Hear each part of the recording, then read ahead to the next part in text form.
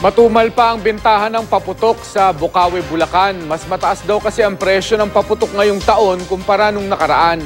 Makibalita tayo kay Oscar Oida. Araw ng Pasko pero may mga bumibili pa rin ng mga paputok sa Bocaue, Bulacan para naman pagandaan ang pagsalubong sa bagong taon. Pero matumal pa raw ang bentahan sa ngayon. Alas 7 pa ng umaga bukas na ang ilang tindahan. Pero yung iba, sarado pa. Ayon sa ilang nagtitinda, posibleng nakaapekto sa kanilang kita ang pagtaas ng presyo ng mga paputok. Kasabay pa niyan ang bentahan ng paputok sa Divisoria, Maynila. Bukod sa mura, may ibinibenta pang mga iligal na paputok.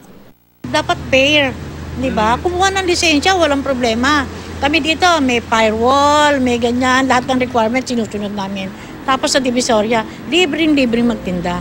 Sa Bocaue, ang 100 piraso ng kwitis na noon ay 250 pesos, nasa hanggang 350 pesos na. 25 pesos dati ang fountain, pero ngayon nasa 40 pesos na. Nagmahal na rin ang sawa na nasa 400 pesos mula 250 pesos. Pero para maengganyo ang mga mamimili, mayroon pa silang special promo sa mga ito. Paliwanag ng mga nagtitinda, nagmahal ang mga materyales sa paggawa ng paputok, kaya napilitan silang magtaas ng presyo.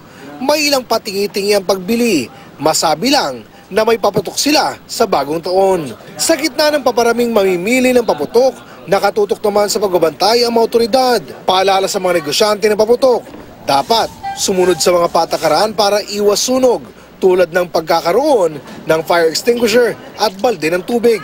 Bawal ding manigarilyo malapit sa mga tindahan at bawal na rin magbenta sa mga menor de edad. Oscar Oida, GMA News.